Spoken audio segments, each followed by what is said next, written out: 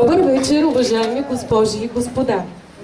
Ще ви прочета думи на филолога, литератора, твореца и настоятел на читалище Просвета 1888 Петя Казакова, които най-точно разкриват усещането и преживяното на всеки от нас в дните на Яворовите празници в Поморие. Краят на един литературен празник навява винаги тъга, защото след съприкосновението с голямото изкуство никога не можеш да останеш същият. Неволно прекрачваш прага на невидимата врата и попадаш в свят, в който и мислите, и дирите са други. Там някъде пред прага е останал делник, с цялата му еднаквост и сивота. А напред е празникът на душата, омагьосана от погледа, посоката и словото на един гений, който има зрение да види, който има слух да чуе и да помни. С таинствен глас нашепва времето, а то, времето знае, че потомците на нашия град ревниво пазят паметта на големия поет. И сякаш той никога не си е отивал от бреговете на Анхиало. Останал е завинаги тук, при прибоя, при вечните води, бездънните води, безмълвните бездни. Благодарим ти, Петя!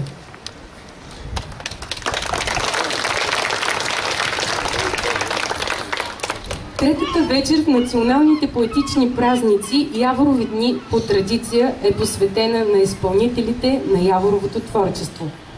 Със сигурност не е било лесно на журито от националния рецитал конкурс по творби на Яворов да открои най-добрите изпълнители след първият му кръг, в който се представиха 62 изпълнения – групови и индивидуални. До финала тази вечер са допуснати 28 изпълнения. Трудната задача за тяхното оценяване има жури в състав. Председател – актрисата Мария Статулова. И членове режисьорът Павел Павлов,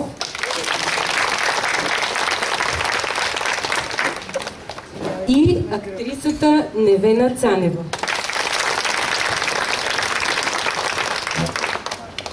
Желаем ви приятни минути с творчеството на Яворов, а на изпълнителите – вдъхновение. Но преди да започнем с първото изпълнение, ви умолявам да изключите мобилните си апарати, за да не пречите на изпълнителите. Благодарим ви! Стефания Кусева от град Поморие с изпълнение на Градушка.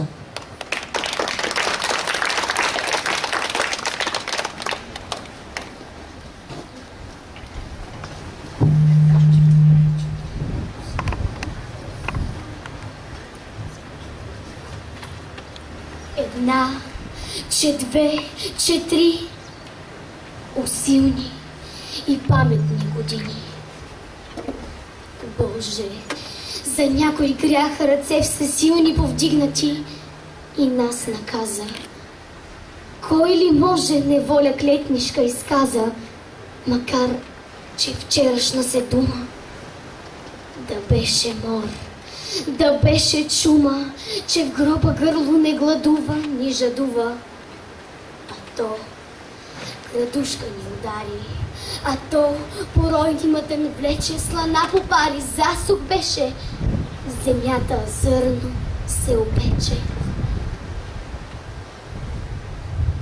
Но мина зима снеговита, отиде пролет дъждовита и знойно лято позлати до вчера злачени широти.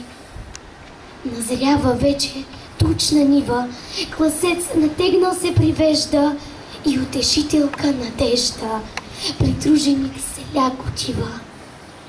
За топли радост на сърцето, усмивка цъфне на лицето, въстишка кротка, пръст до пръст, ръка набожно прави кръст. Да бъде тъй, неделя още, неделя пек и мирно време, олекна ще и тежко бреме на мъките ни, края доще. Додето сила има, селяк без отдих труд се труди. Почивка, ея, бище зима. Сега не дремнал и се буди. Не кръкнали петлите първи, дори никуче да залае. На крак е той. Катрани върви, преможно взели от пазаря. Знае невеста ранобудна. Всичко готово е, но пак ще пита, че утре жетва е. Самичко сърце си знае как се стяга. И сърдита за нещо чай на двора бяга и пак завръща се в келерия, тършува. Днеска ще намеря седмина още. Чуеш, жено? Хей, Ваньо! Става, Елентио, стига! Небето ето го червено, че вече слънцето се дига. Добитъкът е гладен, чака. А Ваньо сънен се прозява и зад Ивана в полумрака подал се сивчуко задява, с носа си влажен по вратлето. Хей, ставай! Вика пак бащата отсреди двора. На колата стракал гвозди. Стига! Ето, в съседен двор се вдига врява. Там някой люто се ругае. Наблизо татък чук играе и на ковалнята отпява. А сутринник полъхва леко. Извън от хлопки издалеко донася в село. Стадо блее, навсякъде живот захваща. А ето, вече слънце грее и на земята огън праща. Преваля пладне, задух страшен и всеки дигне взор оплашен, с ръкав избрише си челото и дълго гледа към небото. А то е сиво мъгловито и слънцето жълтей сърдито, от юг бухлад се облак дига, пълзи и вече го настига. По-доле вирнали главите и други. Знак е, чуй петлите, а гъски около реката, защо размахали крилата и те са глупи закрещели, какво ли са орали, сели. Върни се, облако неверен, почакай, пакостник очерен, неделя две, ела тогази, страшилище. А облак лази, расте и висна как осмата, засланя слънце в небесата тъмне и зловещо. Милост няма и дебне пак беда голяма. На завет всичко се прибира, сърцето тръпне в страх примира, че горе дим и адски тътен, вихрушка, прах, ей свода мътен продран, запава се и блясък и още пак.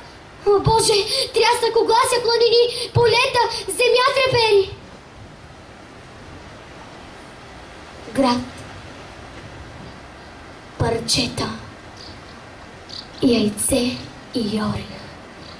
Спри! Не дей! Труд кървав! Боже, пожалей!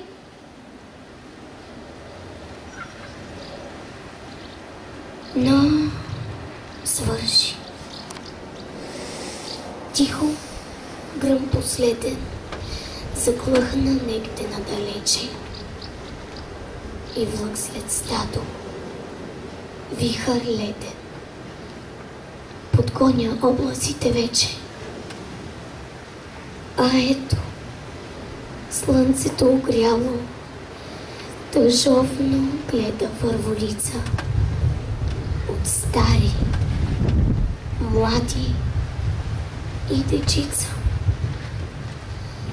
Вън селото се мъкне цяло и всички емнали се боси, с лица мъртвешки, посивели. Отиват. Вечно зло ги носи към ниви глухо опустели. Че там жетварка, бясна хала, просо, пшеница, ръж, ячмени, безредно зрели и зелени. и цвят надежди е пожнала.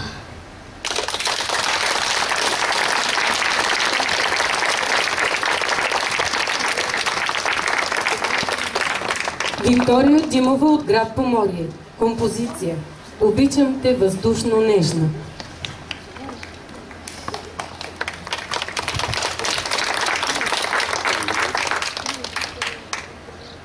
Обичам те въздушно нежна, в нежна младост, като на ангела съня.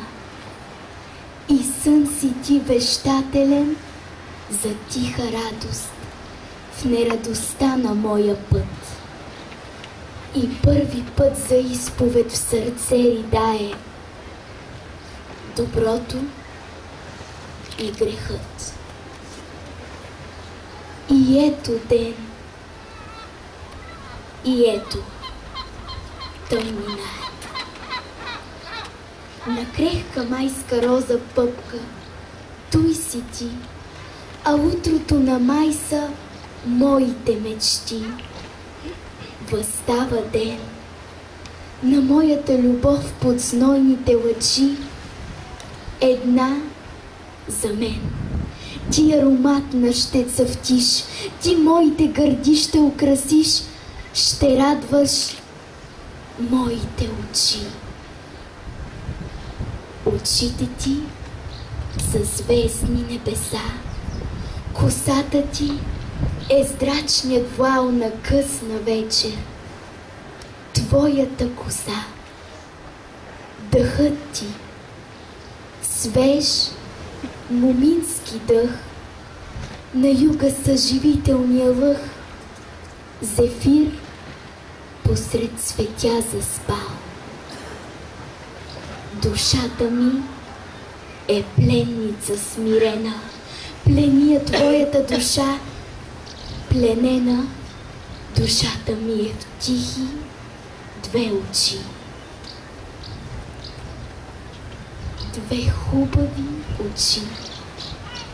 Душата на дете в две хубави очи. Музика, лъчи не искат и не обещават те. Душата ми се моли, дете, душата ми се моли. Страсти и неволи ще хвърлят утре върху тях. Булото на срам и грях, булото на срам и грях не ще го хвърлят върху тях. Страсти и неволи. Душата ми се моли, дете, душата ми се моли. Не искат и не обещават те. Две хубави очи. Музика, лъчи в две хубави очи. Душата на дете.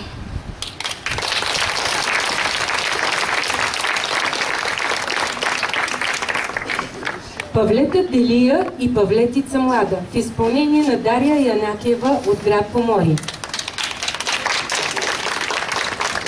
Не отседнал още коня до ралия и за утре порти не позна Делия, а веднъж удари, дважди виком вика: "Спиш ли? Събуди се! Отвори аглика!" Кой е? От Павлета, чак от Цариграда. Много здраве носи хубавице млада. Дявол се измамник в мъжка град потава. Ясен глас трепери и се не познава. Грешници проклети, станали от гроба, и зломисли хора бродят в късна доба. Карай си ни с пътя, слушаш ли, човече? Или да повикам деверите вече? Блесна орлов поглед, блеснаха усия, гръдно се провика непознат Делия. "Порти на целуна, ще избухне пламък! Либе, отвори ми, или си от камък!" А сърце играе, чудом в град остава, ясен глас трепери и се не познава. Шепото мъглика, като флута жажда, зад кована порта бърже се обажда. Клетнико, лъжата нека бъде с мяра, ако си павлета, как да хвана вяра? 5 години ходих, гряха ми в премежджи, 2 очи небесни под кайтани вежди. Чия, що ги знае селото ни цяло, па кое да бъде за павлета гряло? Бялото кукиче, тебе на лицето и снагато пола сама в полето. За тях ли колко луди са лудяли и по пара жешка на прага мияли? На град отляво луна каджифяна и венче от луна от кога остана? Първа нощ, аглика, първа и по слава, не ли ръпне устна имам от тогава? Скръцна тежка порта, сетна се Делия и увисна либе на юнашка шия.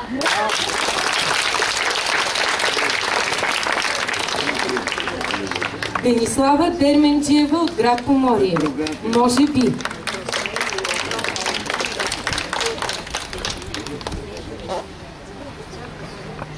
И аз с умен попитах. И с умен най-после чух. То беше, знам, душата, една вълшебна корда в тишината. То беше моята душа пред мен, звучаща тихо, може би. А слънцето захождаше. Забрава от страх попитах и тогава аз чух най-тихо, може би. И аз с умен глава на град оборих, но се прострях към изгрева ръце с надежда, безнадежното сърце и като ехо в себе си повторих. С умен повторих. Може би. А слънцето се беше скрило вече. И нож зловеща, близо и далече с смях понесе. Може би. И аз все чакам. Ето векове изминаха, как гледам в тъмнините. И аз все чакам. Ето, ветрове до кървав плач ме шибат по очите. И все повтарям, може би. Аз чакам слънцето и слънчев блясък с очи покрити вече от прах и пясък. И сляп отдавна, може би.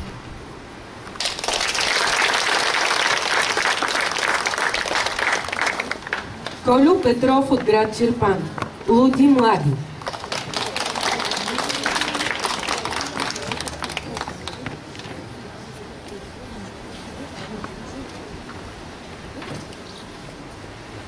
Тя ме иска, а по нея аз денено ще одея. Аз от стара майка крия, тя от татко зълбе крия.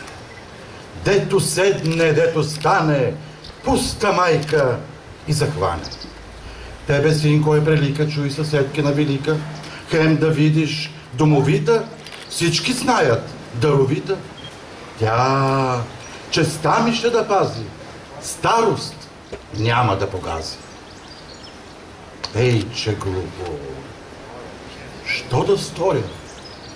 Пък е майка, сум се боря, а сърцето бяз го къса него клето. В къта легнал росен татко, чашите целува сладко, пие вино и ракия, па я хока и кория. Дъще, взеха ти главата, кладенците и кората. Дъще стига си обясняла след обесни целодяла. Слушай, Станча одобрявам. С Хъков Станча те главявам. Днес баща му, той ми рече, аз му рекох, свърши вече. А Русица слуша клета, дума страшна, триш проклета. Слуша, тръпна и проклина, Горко Боже нам двамина. Тя ме иска, а по нея аз денено ще лудея. Аз от стара майка крия, тя от татко зълбе крия. Мръкне вине, варде време, чаки Господа задреме. Тикна в пояса камата, па към росени в тамата. Тръне, мръне, кой те гледа? Плед да биде 9 реда, спят ли кучета и хора? Бог помози! Хоп! На двора. Там, в градината Росица, плахата ми гълъбица, восък бледа сред шумака. Китка вие, мене чака, че сърце глава не пита, то е птичка деволита. Дето иска се пилее, дето иска, там ще пее.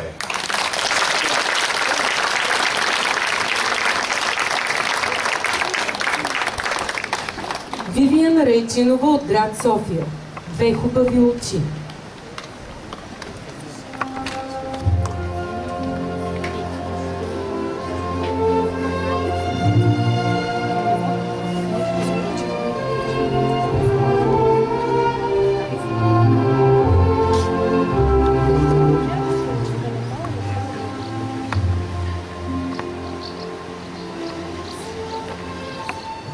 Две хубави очи.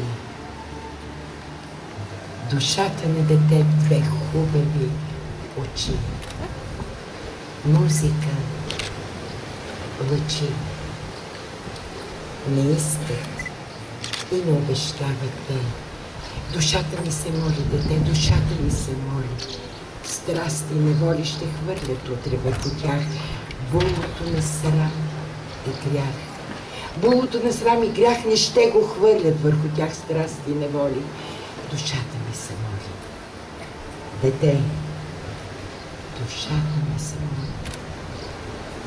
Не искат и не обещават те. Две хубави очи. Две хубави очи. Музика, лъчи. Две хубави очи. Душата на дете.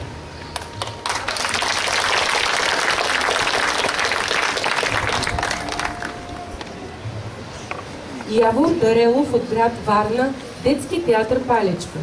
Де момче ума ти хвърка? Иска ли опа?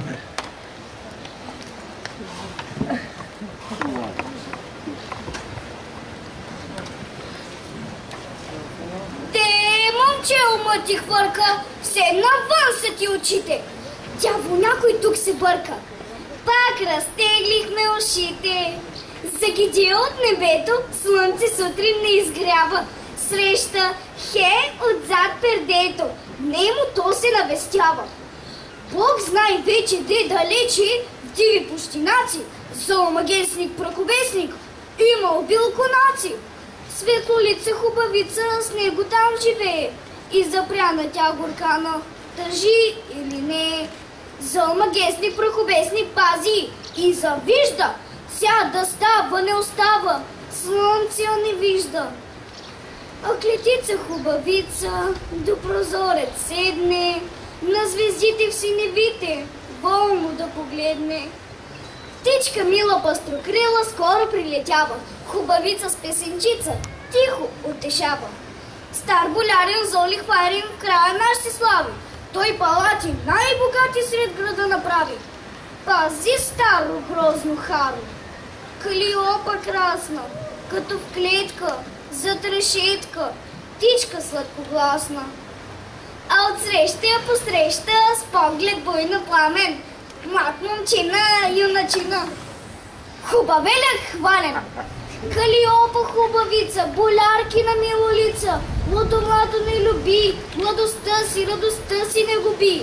Огънят е пак ожива, с огъня игра не бива. Луда млада проумей, с него знай си, не играй си, ох не дей. Момково сърце немирно, пеще съща, да е безспирно луда млада страст пламти. Ум набивай, пеш не вливай масло ти.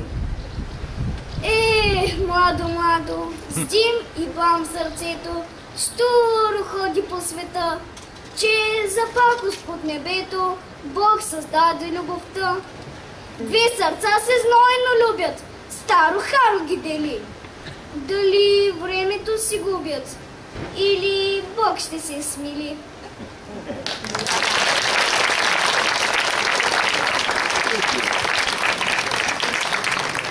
Снежина Балканова от град Варна, детски театър Палечко, Славият и Розата. Топла, весела година, равна, хубава градина, а в градина китен цвет, цъфнали цветя без чет. Там и роза срамежлива, млада, кротка, треперлива, понавела злат листе, сред цветята си расте. Слънце я дене, целува, ветреце нощи милува, а висера на роса от себлаги небеса, всяка зара си я къпи, роза пъпчици на пъпи. И усъмна един ден, ден и хубав и засмен, дивна, чудна хубавица и нагиздена царица. Трепна цял градински свет, завистливо всеки цвет към ту роза се обърна. Слънцето и той я зърна и засмя се като плам. Причерви се тя от срам.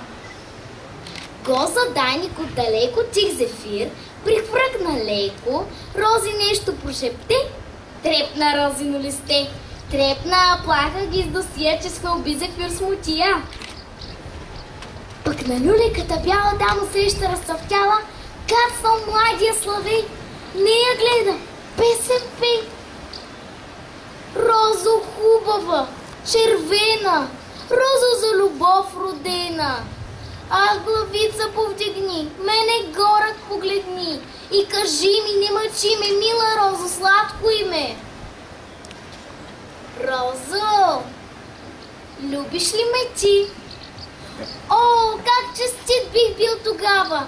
При гърдите ти в забрава мирничко глава завря, вечно, вечно бих ти пял. Вечер, за да те приспивам, сутрин пък да те разбуждам. Роза повече не чува, страстен трепет я вълнува и усмихната с привет гледа към певеца клет. Ейко той крила разпери, над нея затрепери, вече я целува той, о Боже, Боже мой! Тя пробужда се тогава в страх сърце и прималява, че над нея паяк чер, грозен мръсен муходир, гъста мрежа се разстеля, в нея поглед страшен вперил. Гледа пакостникът див, гледа жаден и ревнив, а от люлеки на вейка също слуша и славейка кацнал татък недалеч. Песен пее, дума, реч и оплаква нажалено, и бе хубаво пленено. И оплаква нажалено, ли бе хубаво пленено.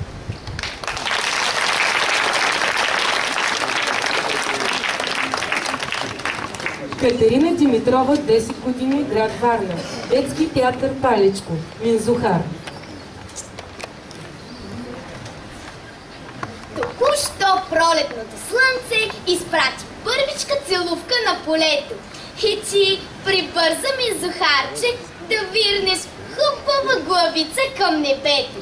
На ранна пролет първа рожбо, кому е твоята усмивка росна, блага? Онивга младенец невинен, така благат не е поглеждал майка драга. А никаква ли черна мисъл под грейно чело не криеш, цвете мило, че може утре замразено да клюмнеш мъртво, щом си толкова сподранило. Ех, напразно питам. Ти спокойно и радостно лице подлагаш на лъчите, той щедро днеска, що разлива със смяно блесналото слънце в синевите. Ех, съвти безгрижно, тъй сърцето, когато щастието грейне и го стопли, не ще да знае бедите бъдни, че в него място не намират горки вопли.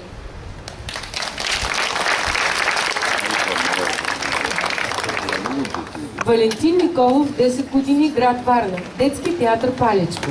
Тя ме люби. Тя ме люби! Аз по нея мир не зная лудея. Аз от стара майка крия, тя от татко зълбе крия. Дето седне, дето стане, пуста майка и захване. Тебе, синко, е прилика, чуй съседкина велика, хем да видиш домовита, знаят всички даровита, тя чиста ми ще да пази. Ох, старост няма да погаси. Ей, че глупо! Що да сторя, пък е майка? Сум се боря. И мълча си. А сърцето? Бяс го късане го клето. В къта легнал Росин татко. Чашите целува сладко. Пие вино и ракия. Па я колко е гория. Тъще! Взеха ти главата, кладенците и хората. Тъще! Стига се безняла след обещници удяла. Слушай! Станчо одобрява, скълко Станчо те главява. Днес баща му, той ми рече и аз му реко. Той ми рече и аз му реко. Свърши вече. А Русица слуша клета. Дума страшна, триш проклета. Слуша, тръпни и проклина. Горко Боже, нам, дванина. Тя ме люби, а по нея аз денено ще лудея. Аз от стара майка крия, тя от татко зълбе крия. Мръкни! Мине вардя време, чакай Господ да задреме, тикна в пояса камата, па към Росини в тамата. Тръни, мръни, кой ти гледа плеп да бъде 10 реда? Спят ли кучета и хора? Бог помози! Хоп на двора!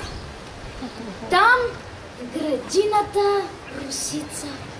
Плахата ми гълъбица восък гледа сред чумака. Викитка! Мене чака! Тя ме люби! А по нея аз денено ще лудея!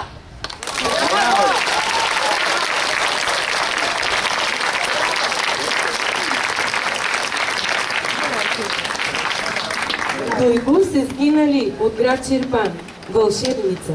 Ще слушаш. Не ще слушаш.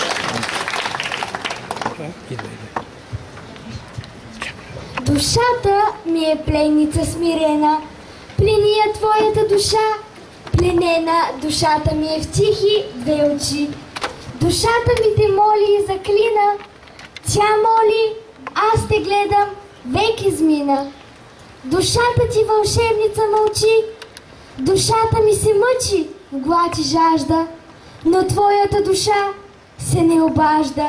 Душата ти, дете и божество. Мълчание в очите ти царува. Душата ти се може би срамува за своето вълшебно тържество.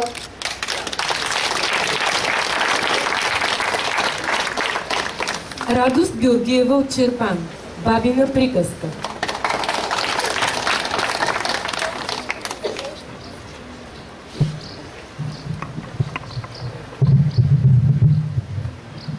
Тръгнала от Божи рай към земята чудна двойка. Разум, който всичко знае, с правда праведна девойка. Бог поръчал им на път. Вие при хората идете, стига вече да грешат. Ум и правда ги учете. Накъде ли? Път е нам през града и ще им намери да ни слушат много там, сиромаси и болери. Но след пътя в нощен мрак над върху тях стражар наскочил, за ръцете и юнак с пръсполето им посочил. Де ще им, правдички, не знам, то се разумчо видяло. Леле Боже, тука там, все у слънце ги огряло. Бог добро ви дал. И прииждат хора прости, с ума свят се насъбрал, да послушат млади гости. Иде попа, дръжте, беж, дръжте, братя християни, те с поганци. И поглеш, Градът Софи си събрани. Бежанците с викове дънгорите огласили, не излезли зверове и от хора ги спасили.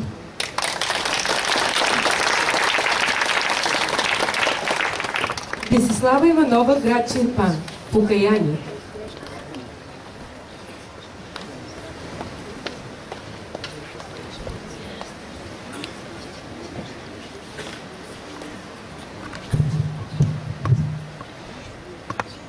Отрекохте, проклехте някога. О, Боже! И ето ме, повергнат в прах. Не милост осенява грешното ми ложе. Чрез Твоята жестокост те познах. Обичам аз и страдам. И страданието към омраза не е ли зов? Ти с обич и омраза духом ме проказа. Проказата нарекох аз любов. Самотно ми е. Чувствувам пустинята въздушна и слънчевия жар. Природата сияе мъртво, равнодушна. Защо съм посред нея жива твар? Аз любя, но не искам, не мечтая. И само знам, аз знам началото, не виждам края. Не виждам и не питам, що ме чака там. От много върхове надничам, спущам се по всичките наклони и в бездната се губи моя път. Навън окото сълза не пророни. Вътре сълзите ми оживяха скорпиони, по жилите ми гмежно се влекат. Отрекох се. Проклехте, Господи. И ето ме сред пъкъла. И ето ме сред пламък вопия аз. Кажи, кажи сърцето ми да стане камък и нека ме приспи навеки раз.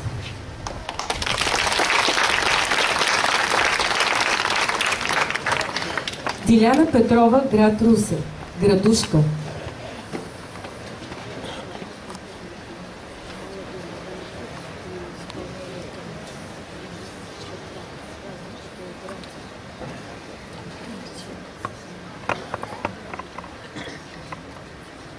Една, че две, че три силни и паметни години.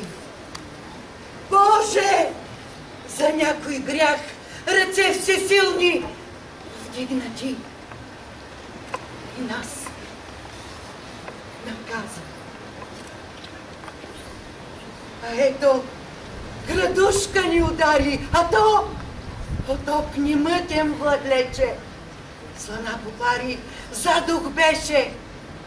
Земята сърно се опече. Но мина зима снеговита, отиде пролет дъждовита и златно лято посвети до вчера слачни животи. Назрява вече тучна нива. Лазец натегнал се привежда и утешителка надежда. Придружени селяк отива.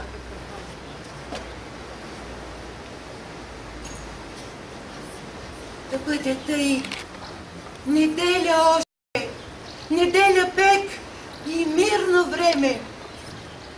На мъките ни края още.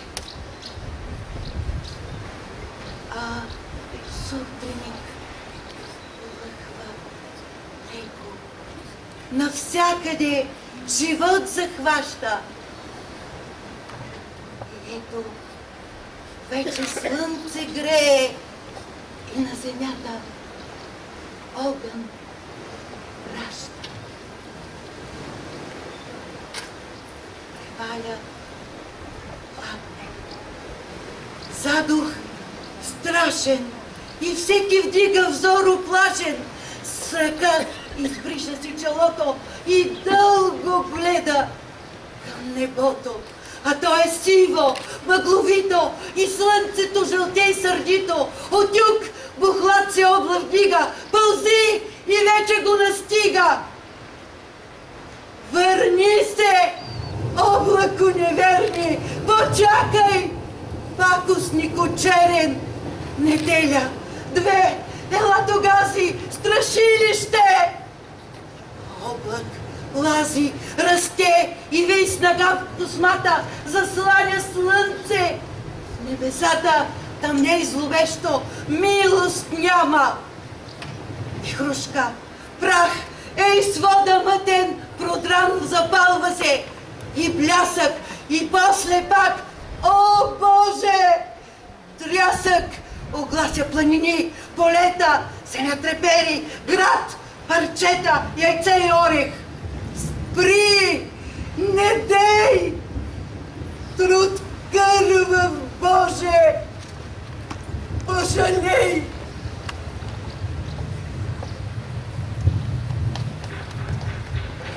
Но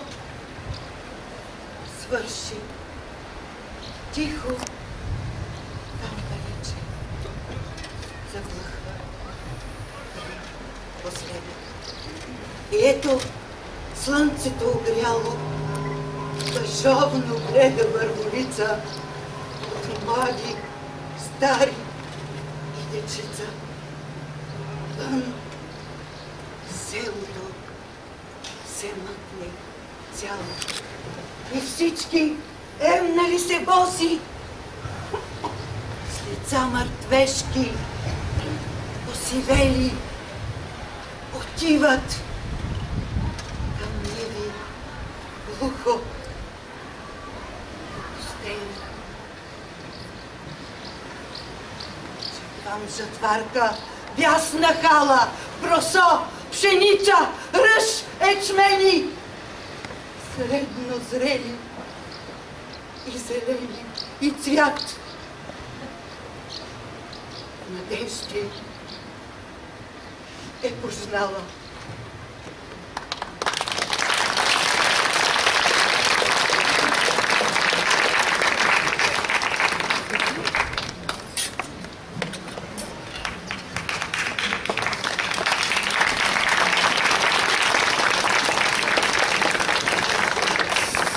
Християн Христов, детски юношески театър Златно ключе, Варна. Хорото из хайдушки купнения.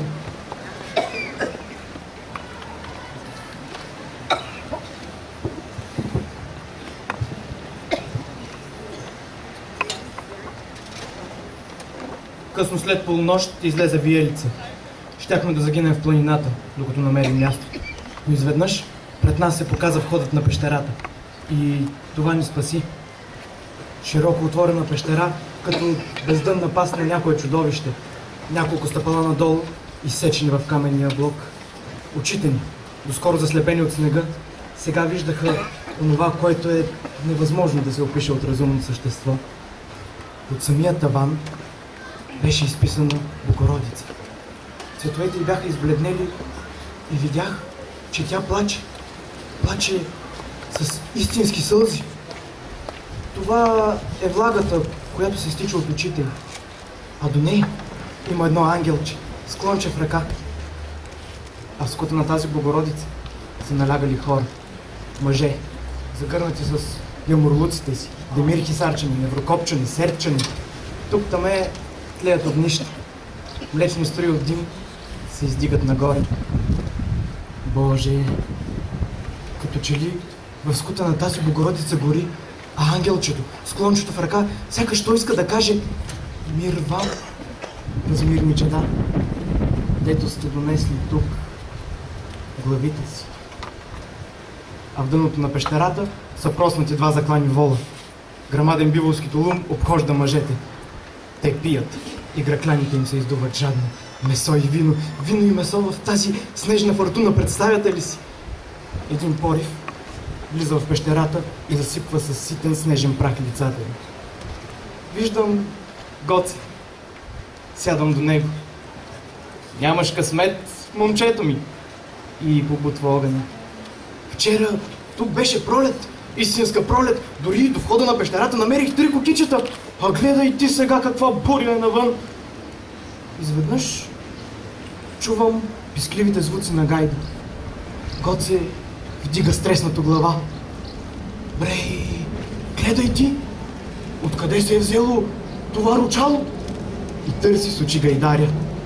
После става, отхвърля от раменете юморлука си и се развиква с цяло гърло.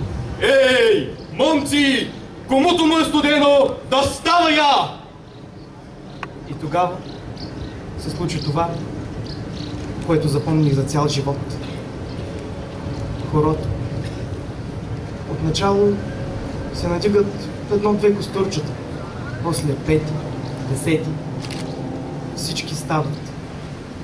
Хващат се за раменете в яка, мощна, здрава прегръдка. Чак костите им пукат, раменете им пръщят.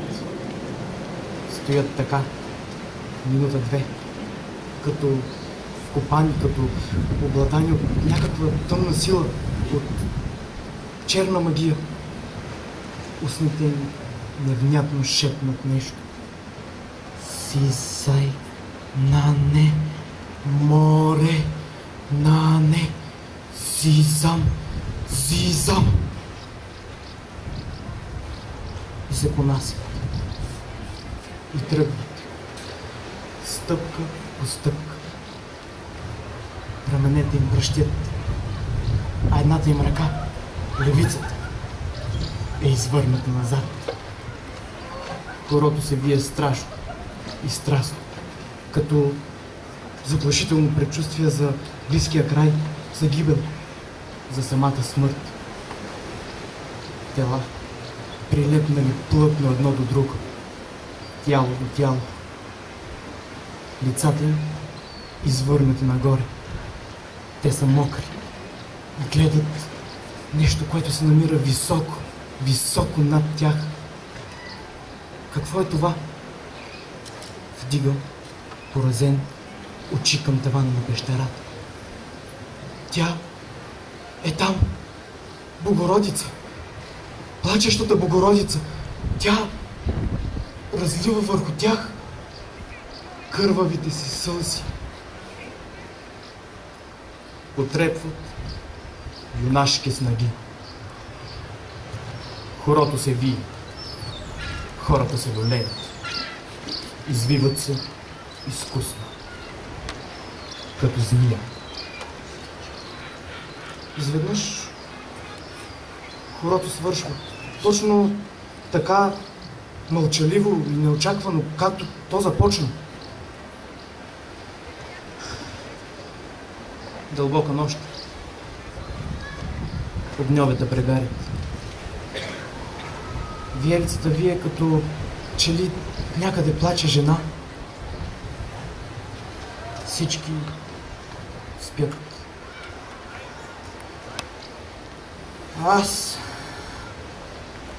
Аз не мога да заспя.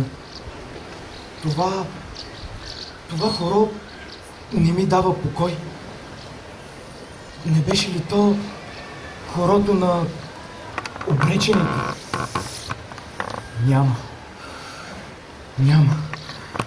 Няма друг такъв народ, освен нашият, който така да се вие, така да плаче, с прехапани до кръв устни, с един сподавен някъде в гърлото, продран, негласен, мъжки плач.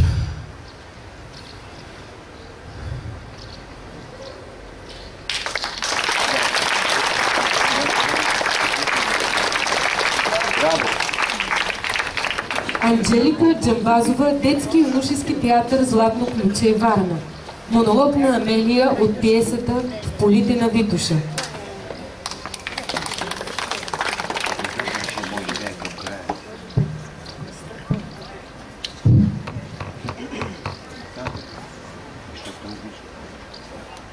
Къде е тя? Пуснете ме при нея. Аз искам да я видя, докато дъхът ти е все още на устните й.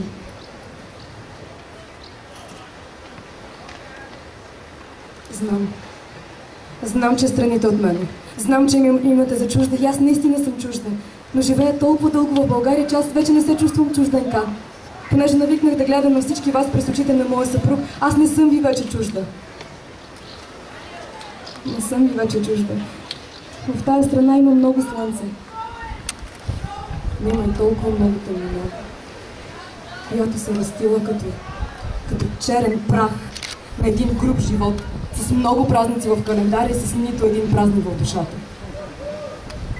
А тая сутрин, когато вашата слугиня дойде да ме извести за нещастието, слънцето пак печеше така ослепително ярко. Но аз вече имах онова видение за същия този черен задушителен прах. Погледнете сега планината, погледнете. Сутринта слънце, а сега черен прах покрива планината. Сякаш се загърнал в тъмна мъгла. А кой знае как стават всичките тия работи тук. И точно такава природа е подходяща за българския живот. Не, че друго да не става същите работи, да напротив, има и по-ужасни. Но там няма както тук онова, което изтръгва от нас. Не сълзи на човешко страдание, а вик на ужас.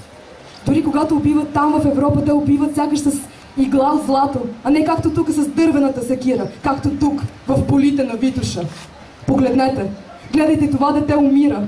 Умира в своята любов и обожание, може би. И вие какво чакате?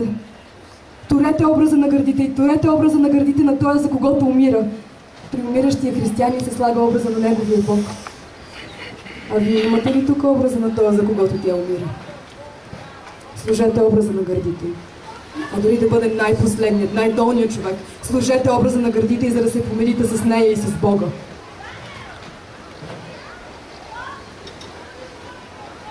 Вие нима не сте способни да простите на една умираща. Когато една любов отива до такава супремна жертва, тя не може да се сравнява с вашите ниски страсти.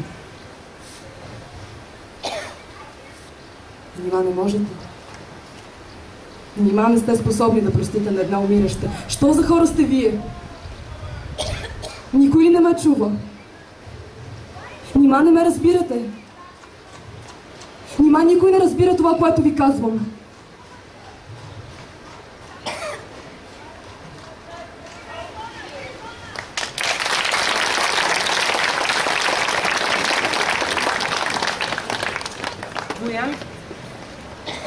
Боян Фърцов. Чува се, говорете. Боян Фърцов, детски юношески театър Златно ключе, Варна. Монолог на Христофоров от пиесата В полите на Витоша.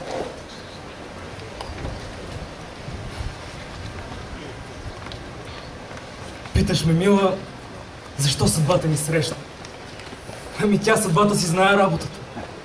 Аз не бях навършил 16 години, когато тя се намеси в моят живот. Тя затвори грубо и жестоко вратата на бащината ми къща зад мен. Озовах се сам на пътя. Без завет, без залък. Всичко ми противоречеше. Целият свят се изправи срещу мен. Целият свят тръгна срещу моите убеждения, идеи и илюзии. Всичко хубаво и достойно у мен започна да гасне, да чезне, да губи реалната си опора. И знаеш ли? Промених се. Аз станах зъл, самолюбив, самонадеян, ожесточих се, ознебих се и ми се струва, че съм живял няколко напълно безсмислени живота, докато те срещна. Дълъг е пътят на душата ми до твоята душа. Дълъг е той. Ти си моята единствена връзка със света на хората. Какво щях да бъда без тебе? Нищо. Затова сега аз трябва да падна на колене пред тебе и да се моля. Денем и нощем да се моля, защото ти си моето мъжко дело, моят дух, моето вдъхновение. когато старите гърци са измислили култа към жената, те всъщност са изповядали въжделенията на мъжа. Ако стане някакво злощастно чудо в нашия век, ако някой извика: хора, изчезна жената от света, хора, то всички поети, философи, учени, генерали мигом ще се проснат на земята и ще извикат с вдигнати ръце към Бога: Боже милостиви, моля те, не ни наказвай, върни ни жената, моля те. И знаеш ли, мила, мъжът служи на жената и телом и духом, а не обратното. И в момента на върховното таинство, на божественото сливане, което мъжът самолюбиво е нарекал обладаване на жената, той всъщност е обладан от нея. И викът на жената в този миг е вик на победно тържество, на самозабравена радост, на удовлетворение, означава само едно: че тя приема жертвата на мъжа, когото е избрал. Целият живот на мъжа е в името на жената. Целият. И сега, когато аз слушам душата си, разбирам, че не мъжкото самолюбие ме води при теб, а нещо много по-силно, по-властно и по-мощно от мене. Говори самата природа в мене. Тя ти иска за себе си. Говори моят мозък, моето желание и дори моето зло желание. Защото когато тялото ми те иска, аз ти желая злото. Аз виждам как моите думи те тревожат, как извръщаш глава от дързостите, които говоря, затова се боря. Боря се с нагона си.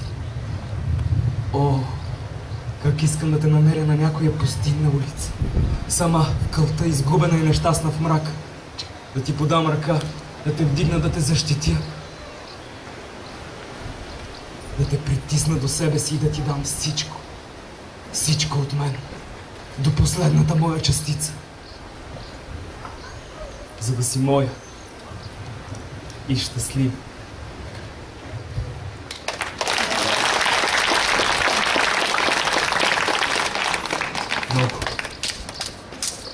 Много те обичам, мила.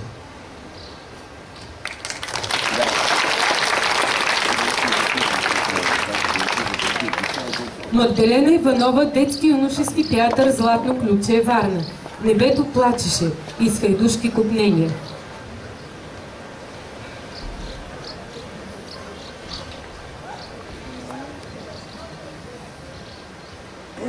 Мирно утрин, след внезапен майски дъжд. Бистри капки лъщат между клоните като сълзи на момиче. Сълзи без причина, каквито само младостта пролива. А топлият ветрец ги броли и суши, тъй както страстният шепот на любимия изтрива следите от потайната скръб. Моят последен ден в София. Мисля, че те обичам, защото трябва да вървиш, защото там ще умреш. Шепне момичето до мен и нейното неравно дишане гори лицето ми.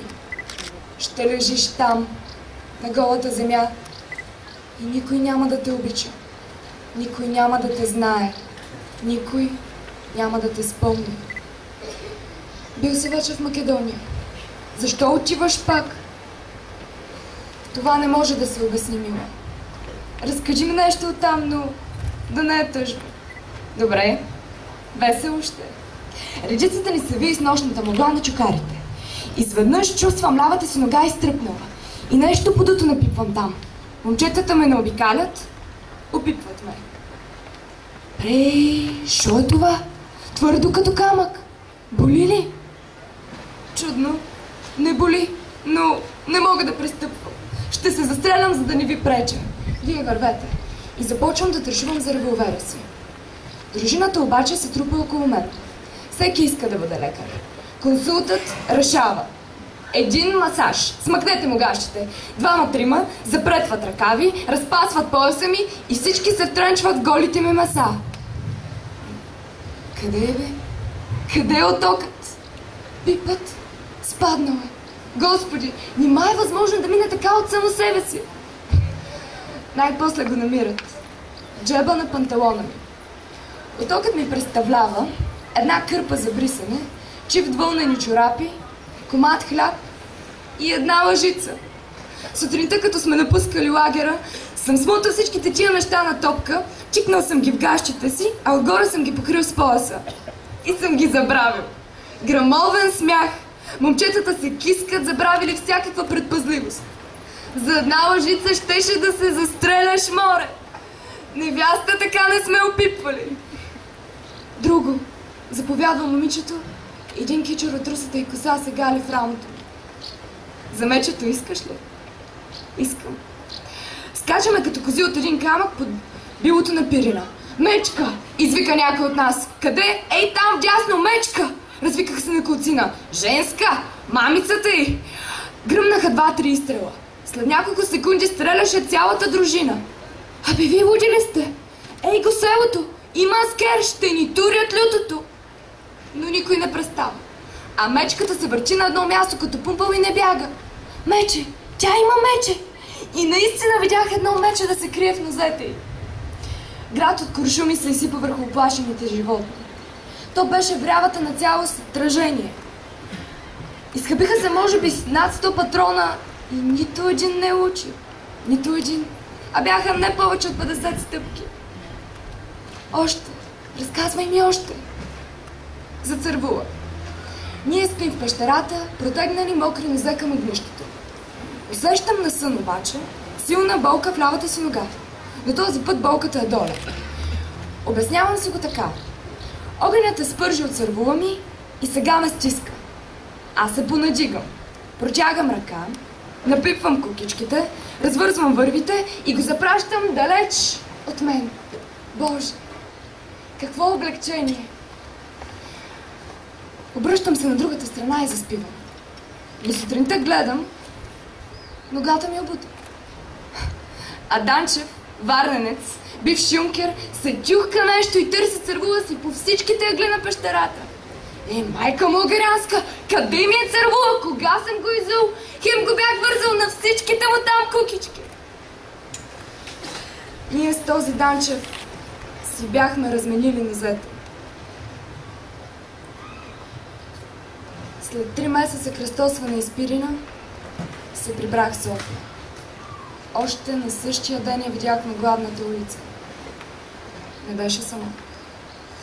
Глухо произнесе името на мъжа до нея. Една златна кадрица беше изпаднала от чапчицата й и мъжът като грижлив стопанин я прибра обратно по чапчицата. Срещнахте ли мечката с мечето, Яворов? Къде ще ги срещна? Пирин голям, мечки много. Какво се случи с онзи юнкер от Варна? Станчев? Съсякоха го преди 3 дни. Да бях разменил с него не нозете, а съдбата си, госпожо. Не говорете така. Важното е, че сте жив. После хвана мъжа под ръка и нейната стройна фигура се изгуби в тълпата на Софийската улица. Гръмотевец се заглуши шума на идващия трамвай. Качих се. Едри капки дъжд забиха по дебелото стъкло на вагона и се стекоха надолу, като оставяха дълги, мокри следи. Небето плачеше.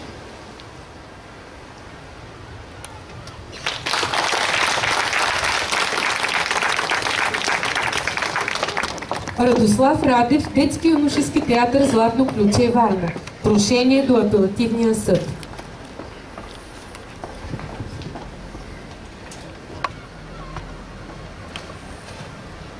Преди няколко дена узнах, че във връзка с следователно дело 205 от 1913 година Софийският апелативен съд е постановил да бъда даден под съд като убиец на Лора Яворова.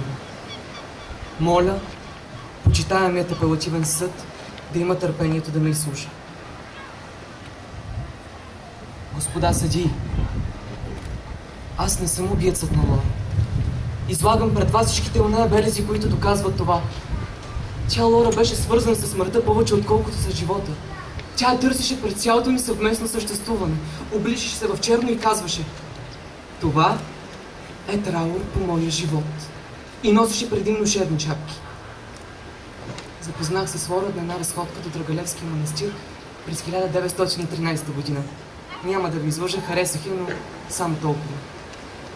Когато бях в Париж, Лора ме намери при гроба на Минка и ми каза, че има чувства към мен. Аз й отговорих така. Ценя вашите чувства, но не мога да се отзова. И една нещастна зимна нощ, часът около 11 се почука на вратата. Отворих и останах просто смаян. Господа, беше Лора. Прегазила снега до колене, с наведена глава тя стоеше насреща ми. И тази нощ аз създадох. Тя ме победи. На 19 декември 1913 година, точно преди заминаването ми за Македония, аз се венчах за нея. По време на венчавката тя ми каза тихо на ухото: ако ме разлюбиш, ще те убия. Не. Себе си ще убия. Каза го много тихо на господин Червенков, я чу. Той може да потвърди това пред съда. Вече обясних на съдебния следовател, че самоубийството на Лора се дължи на ревност. Ето, прилагам писмата и ревност. Тя ме ревнуваше винаги, навсякъде, от всичко, от мъртвите дори. Ето, вижте тези редове. Ти пазиш своята любов за покойната малка приятелка. На какво прилича това? Аз съм жива и съм до теб. И ето тук, одора грозва, мразия. Умираш да изпращаш всяка вечер и гледай, моля, че си каква карчичка ти е написала. Честита новата 1907. И нека снега да прикрие тайната на стъпките ни. Какви стъпки, какви тайни. Че много ти честитят, бе. И колко често говореше за самоубийство. Ето вижте, тук пише, че мен вече ме е срам пред света и хората. Иде ми да се самоубия. И ето тук, всичките ти погледи да бъдат само за мен. И ето тук, забранявам ти да поглеждаш други жени.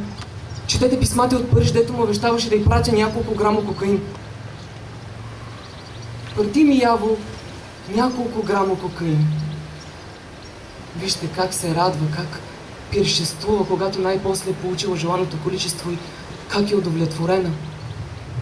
Защото ти не си ми така верен като този прашец. Тук пише точно така. Не си ми верен като този прашец. И колко често говореше за самоубийство. Ето вижте, тук пише. Гледай, Яво, пасианса май пак ще се получи. Виж, на тебе много жени. И ето тук. Аз съм дама Пика, а тази тук изпътия. Пак излезе картата на смъртта. Вземи я, де. Изпращам ти я. Не бой се, де. Аз няма да направя това сега. А някога подир. На есен. Пак излезе смъртта. Но аз само те плаша. Хайдутин пък пушлив. Най-вечер у Грозеви играхме една глупава игра. По време на играта Лора се развика на ухото ми, но чуха всички в цялата стая. Престани да гледаш Дора с тия твои облещени очи. Лоре, престани. Гледай в мен, глупако. Ако не ти харесва компанията, да си вървим. Не. Ще останем. И останахме. Когато се връщахме към вкъщи, случката съвсем се забрави, бяхме весели. Но когато се прибрах, аз казах само следното. Биваше ли така да правиш? А тя... Ами... Като флиртуваш с чужди жени... Понеже ми беше омръзнал да се обяснявам, аз изрекох само следното. Що ме тъй работата, добър ти път и лека нощ. Аз отивам да спя. Не биваше да й казвам това. Не биваше. Но аз и знаех, че след всяко скарване Лора идваше при мен в леглото, сгушвахме се и се сдобрявахме. Аз се надявах, че и този път ще дойде, но... Не би. По едно време тя наистина влезе в спалнята. Отиде до стола, където се бях съблякал дрехите и започна да търси нещо. Като светнах в спалнята, видях, че в ръката си държи револвер. Остави револвера на масата, казах и от леглото. Сега ще проверя дали е пълен. Подобни сцени не водят до семейно щастие, Лоро. Не биваше да й казвам това. Не биваше. Ето това е моята вина, господа съдии. И тя доправи револвера до гърдите си. Едно глухо изгърмяване се чу. Преди още да се залюлея, се прегърнах. Стори ми се, че каза: късно. Късно е казано. Господа, нейната любов беше едно много сложно и силно чувство, което неизмерно водеше до смъртта. Друго удовлетворение тя не можеше да намери.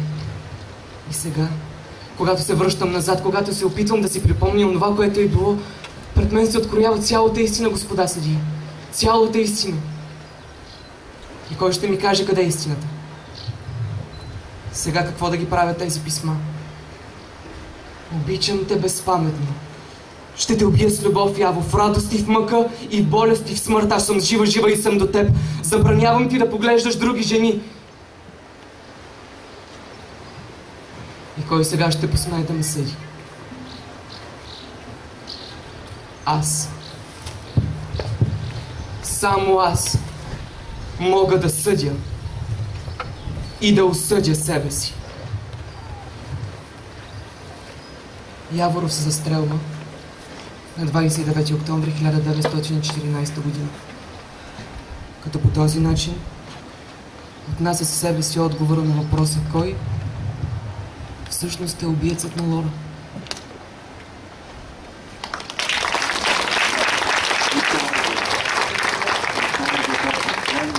Полина Василева, детски и юношески